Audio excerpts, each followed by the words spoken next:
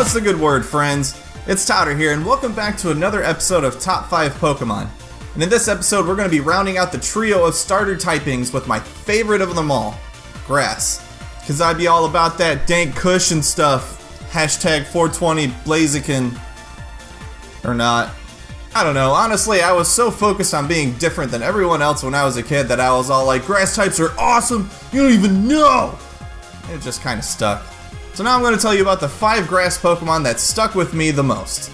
Like all my top 5 lists, all the Pokemon that you find in this list will have the typing in question as their primary typing. And also, like the rest of my other top list 10 having Pokemon videos, these picks are all based on my own opinion and not whether they can kick ass in competitive or not. So, on to the list.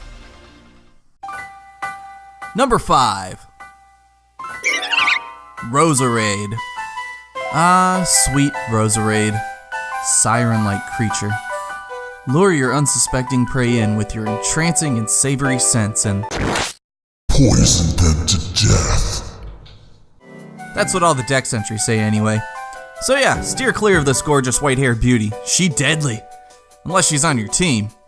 It's these types of beguiling creatures that I enjoy building teams around. They're like, yeah, I'm elegant, but I can still kick your ass.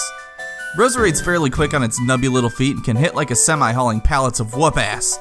And it's not just limited to its typing for attacks either, which Grass Poison is a great typing, BT dubs. Our flowery friend here can learn Dazzling Gleam, Shadow Ball, Hyper Beam, and Extra Sensory if you're looking to hit anything and everything as hard as you can. And if you want to be a nuisance, Rosa Raid also has access to Hazards and Leech Seed. So there's a few ways you can choose to train it up. So get out there, catch a Roselia, get that shiny stone, and get yourself a Rosa Raid today. Number 4. Chespin. This thing is just so cute, friends. Look! Just look at its little nose and its adorable buck teeth and that smile. Oh! Yeah, Chespin is about one rung of cuteness away from making my heart explode right out of my chest. And if I die in that way, I'd be okay with it. Just make sure it's part of my epitaph on my green tombstone, covered in Chespin plushies, getting buried like a boss. Another reason Chespin stands out to me is that its evolutions aren't nearly as cool or cute to me. I mean, when Chespin evolves, it looks like someone pumped him up with an air hose, or like, here trainer, evolve it with this balloon stone. And I guess Chestnut is alright, but I hate having to sit through 20 levels of this. Not worth it to me. I'd rather run through X and Y with my pal Chespin at my side. Oh, bars! Frickin' bars, dude! Somebody battle me! Number 3. Sarina. Truly, this whole evolution line goes from cute pretty to adorable pretty to whoa! Hey, like it. Hey, baby, I'm going to Karate Cat. Want to see the moves. Don't make it weird, people. But this Pokemon is beautiful. I know I use that word a lot, but everything from the long leaves for hair, the swooping bangs, the long trop-kicking legs, the queenly berry crown, Sarina is here to look gorgeous and kick your ass. Trop kick is awesome. Could it be stronger? Sure. But nothing that 120 attack can't take care of. High jump kick? Heckin' yeah! HJK to the face! Queenly Majesty is pretty neato burrito as well. Probably has better use in competitive, maybe, I don't know. But nothing's been able to stop priority moves from chipping away your last bit of health before, so, I mean, there are things about Sarina that could certainly be improved upon, like its speed and lack of coverage, but that's not going to stop me from including this charming leaf goddess on any Sun and Moon playthrough I do. Number 2. Tropius. Why Game Freak decided to spend time altering these Pokemon and pass on buffing up Tropius in a tropical region is beyond my comprehension. Anyways, I absolutely love this gentle giant. It's basically been ignored since its first appearance in Ruby and Sapphire, and that sucks. But Tropius perfectly fits my personal criteria of typing, animal representation, and being unwanted. I don't really have a good explanation for that last one, but undesirable pokes always reach that soft spot in my heart. Like, it's okay, buddy, I'll be your friend.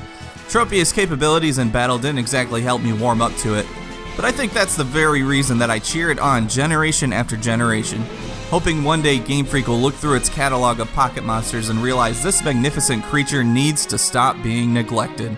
And every year of disappointment has me like, it's cool, man, next time. They'll notice you one day.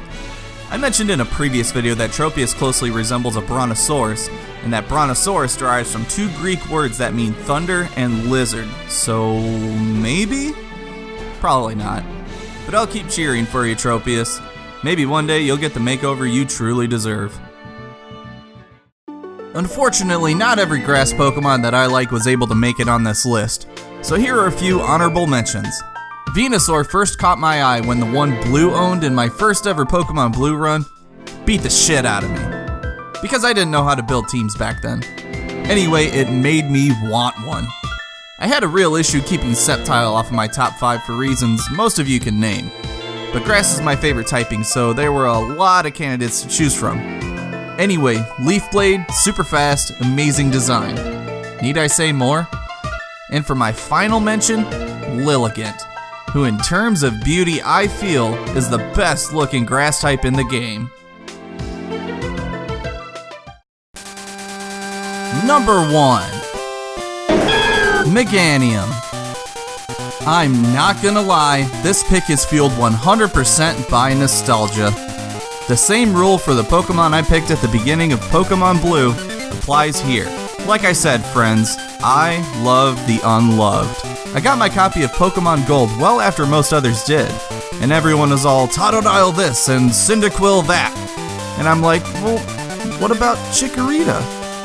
I found it to be the most adorable of the bunch anyway, but when it evolved, unlike all other existing starters, it stayed adorable. Not only was Chikorita the outcast of the starter trio, but it made the first part of the game much more difficult since the first 2 gyms are toting flying and bug-type Pokemon respectively, but that still wasn't gonna stop me. I mean, I had Geodude, I was fine. Meganium was the first Pokemon to open me up to the idea that defense and support is important. I could send it in on almost anything, super effective or not, and it could take a few hits, and even get up some screens to help set up your heavy hitters. I know Meganium isn't regarded as a very desirable Pokemon, especially when Gen 2 first came out, but that was part of its appeal to me. Combine that with its elegant design and its gentle demeanor, and you've got a Pokemon that I'm going to love forever. Alright y'all, thank you so much for tuning in to another Pokemon Top 5. If you like what you saw, go ahead and hit that like and subscribe button down below. And also let me know what your favorite grass types are. I love talking about this stuff. And I love talking to all of you, so hit me up. Hope to see y'all next week with another Top 5 Pokemon video. As always, thanks again. This is Totter, and I'll see you later.